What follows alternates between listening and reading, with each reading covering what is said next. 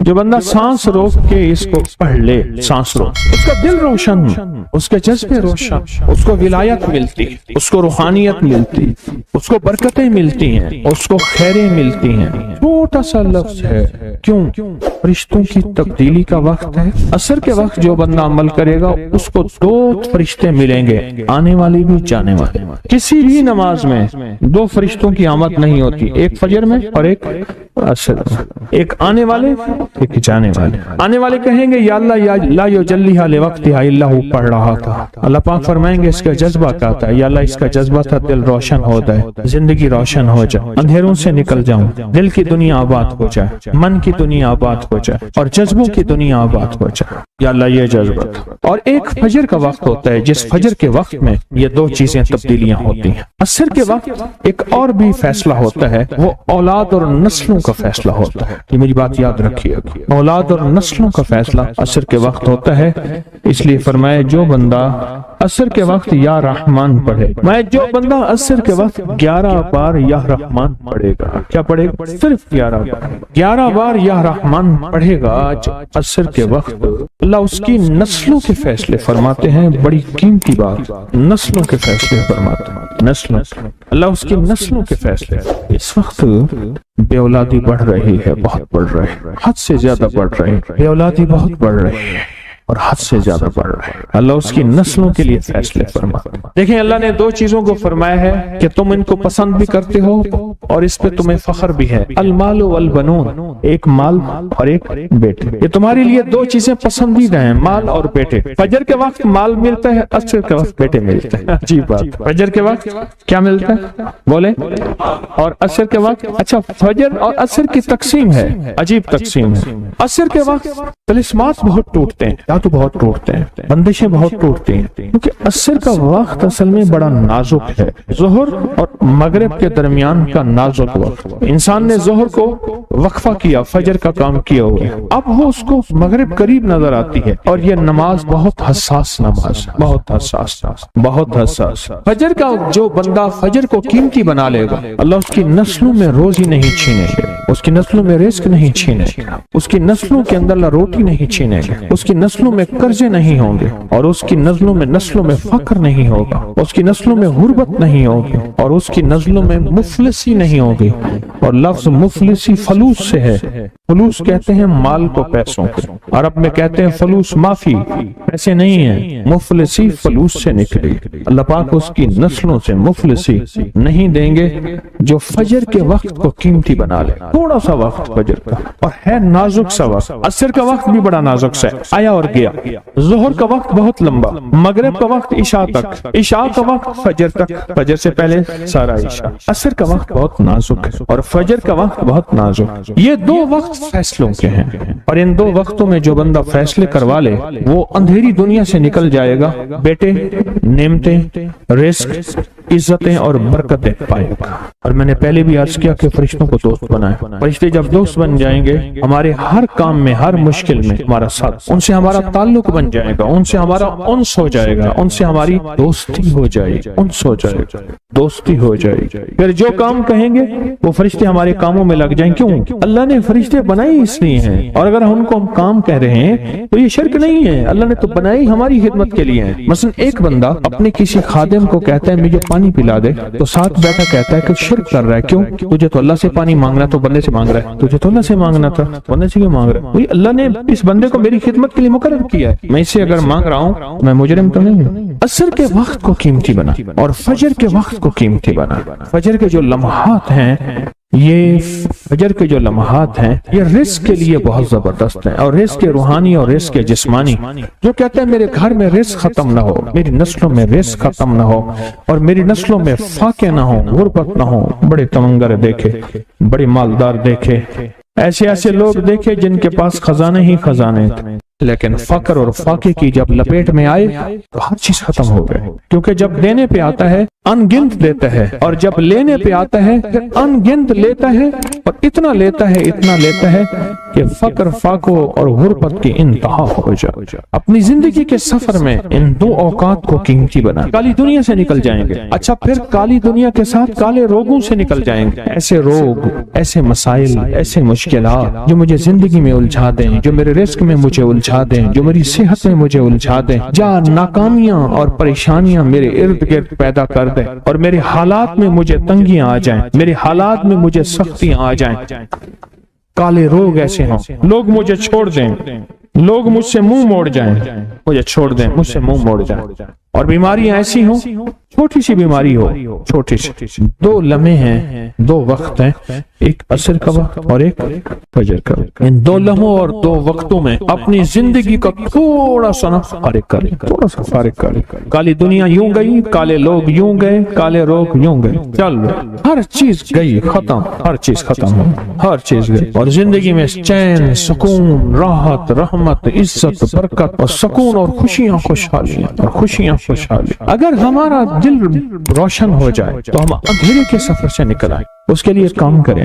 دو وقت ایسے ہیں جن میں فرشتے آتے ہیں، دو وقت ایسے ہیں جن میں فرشتے آتے ہیں، ایک وقت فجر کا ہے، ایک وقت عصر کا ہے۔ یہ دو وقت ایسے ہیں جو فرشتوں کی حاضری کا وقت ہے۔ جو عصر کو آتے ہیں فرشتے، ان کی خدمت جو تبدیل ہوتی ہے وہ پھر فجر کو ہوتی ہے۔ جو فجر کو آتے ہیں ان کی خدمت تبدیل ہوتی ہے، وہ عصر کو ہوتی ہے۔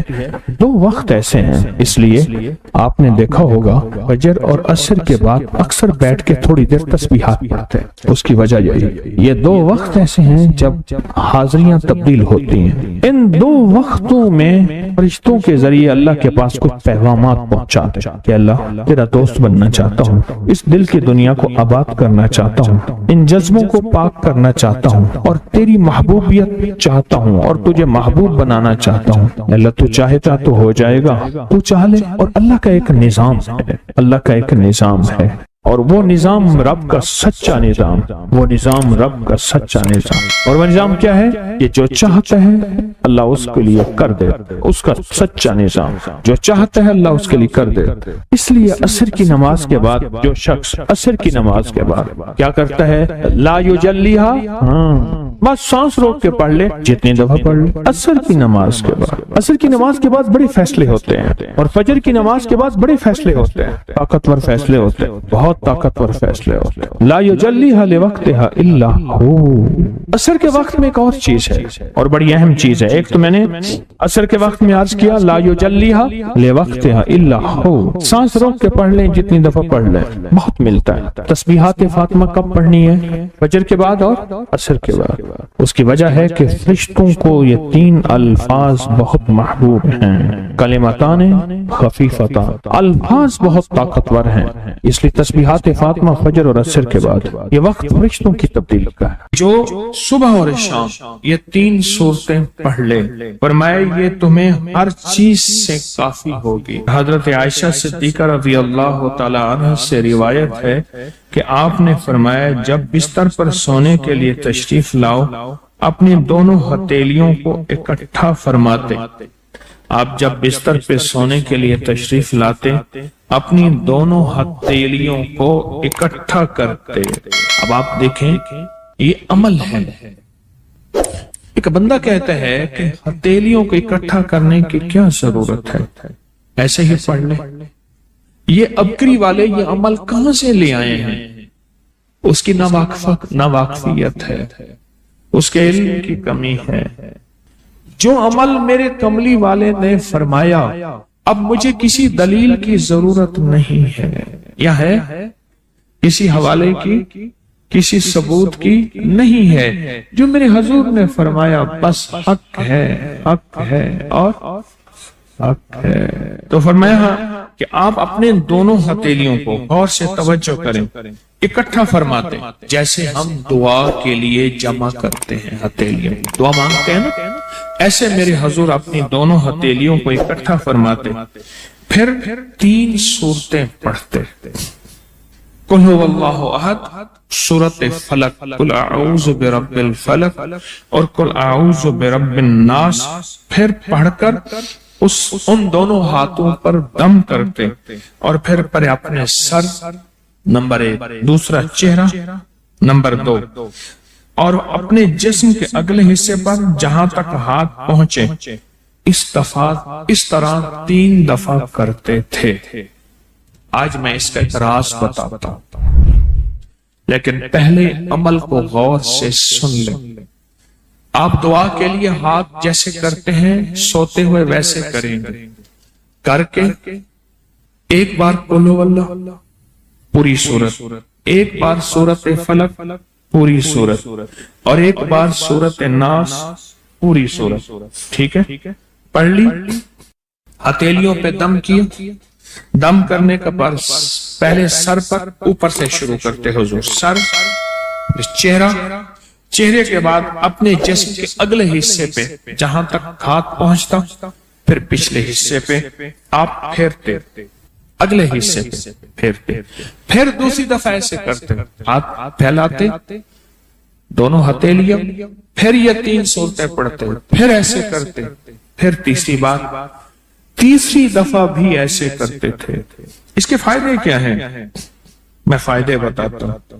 इब्ने अब्बास से रिवायत है कि जो शख्स सोते वक्त कुल हुवल्लाह और मुअव्वज़तैन फलक और नास 3 बार पढ़ ले, अगर उसे उस रात मौत भी आ गई तो शहादत की मौत मरेगा, अगर जिंदा रहा तो गुनाहों से पाक कर दिया जाएगा।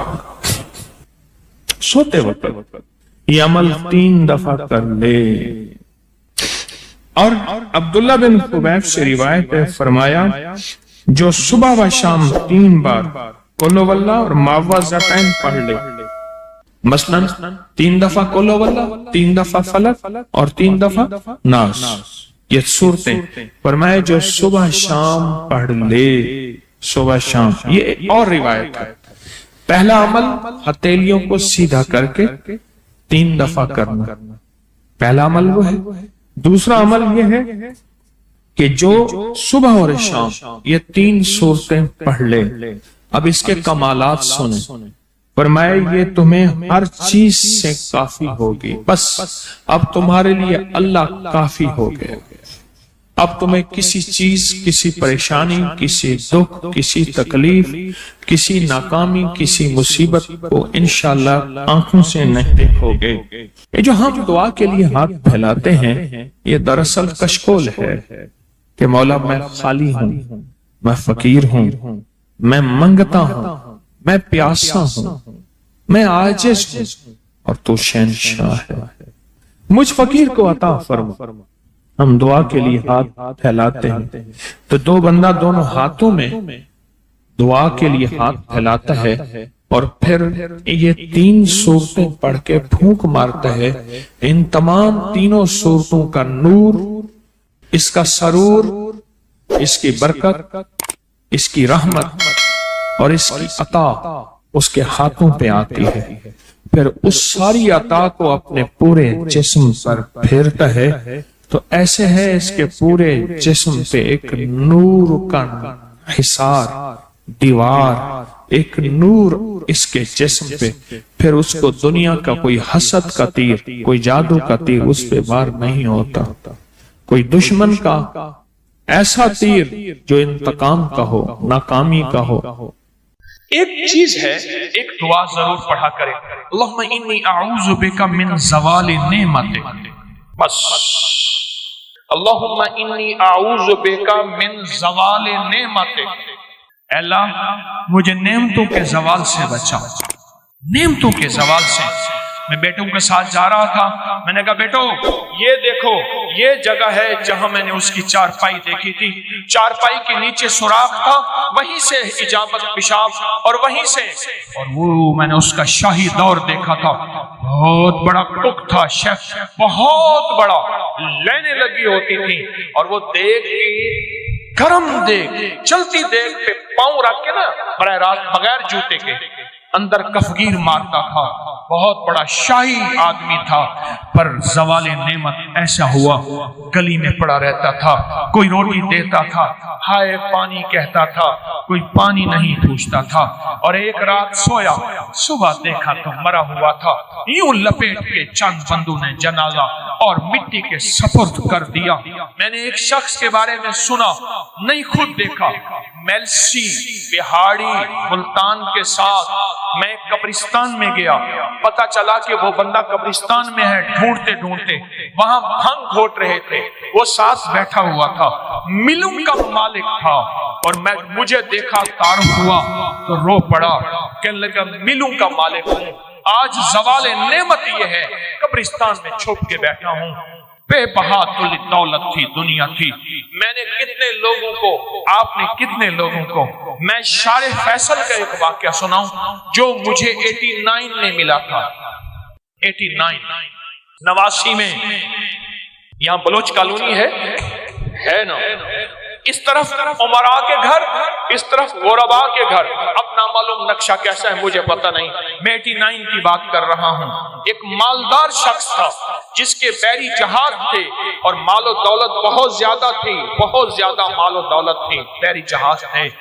एक वक्त ऐसा आया, लंबा वाकया है, घर बिकने का जब वक्त आया तो घर का जो कुक था उसने घर ले लिया, बहुत बड़ा बंगला था, वो ले लिया और वो सारा लुट गया।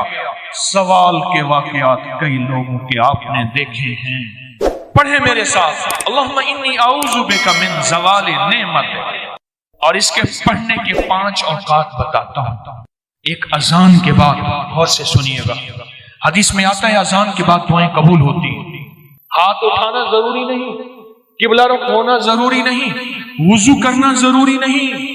अगर चाहते हैं ये नेमतें मुझसे कभी ना लुटे, दौलत, रिज़्क, इज्जत, सेहत, गुर्दे ठीक है नेमत, दिल ठीक कम कर रहा नेमत, जिगर नेमत, मैदा नेमत, पट्ठे नेमत, आंखें नेमत, खाना नेमत, निकल जाना नेमत, बैठना नेमत, फिर बैठ के उठना नेमत, सोना नेमत, फिर सो के उठना नेमत, लोग मुझे सलाम नेमत, रहमत नेमत, औलाद नेमत, बेटे नेमत। दुनिया के जितनी भी नेमत है, अगर चाहते हैं ये कभी ना लुटे, या आप लुटवाना चाहते हैं, बोले इंशाल्लाह कोई नहीं चाहता, इंशाल्लाह कोई भी नहीं चाहता।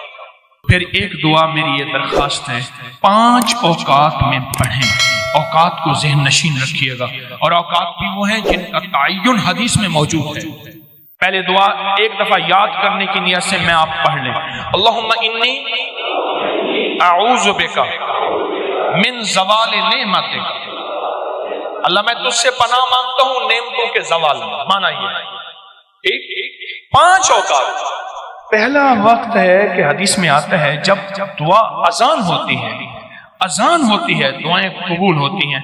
अजान के बाद ये दुआ पढ़ लें, अजान की दुआ पढ़ लें, ये दुआ पढ़ लें, पर ये दुआ पढ़ लें। दूसरा वक्त जब मुर्ग बांग देता है, वो दिन को दे, सुबह दे, शाम दे। अक्सर लोग कहते हैं मुर्ग का बांग देना सुबह यूं है, दिन को नहीं। और मैं जब मुर्ग बांग देता है, हदीस में आता है वो अर्श से रहमत का दरवाजा खुलता देता है, इसलिए हदीस में उसकी बाकायदा दुआ ही है, अल्लाहुम्मा इन्नी अस्अलुका मिन फज़लिका। मैं जब मुर्ग बांग दे उस वक्त ये दुआ पढ़ना। कौन सी? अल्लाहुम्मा इन्नी आऊज़ु बिका मिन ज़वालि नेमत। 2 वाक़यात हुए, दो जगह हुई। तीसरा फरमाए जब नमाज के लिए इकामत हो रही होती है, इकामत होती है जमात खड़ी होने से पहले, जब कद कामतिस सलाह आती है, वहां जो दुआ मांगो कबूल होती है। जब मुकब्बिर कहते हैं ना कद कामतिस सलाह, कद कामा, जो दुआ मांगो कबूल होती है। फरमाया जब कद कामतिस सलाह आती है, जो दुआ मांगो कबूल होती है, उस वक्त दिल ही दिल में एक दफा मांग लिया करें, अल्लाहुम्मा इन्नी आऊज़ु बिका मिन ज़वालि नेमत। कितने हो गए? 3 हो गए।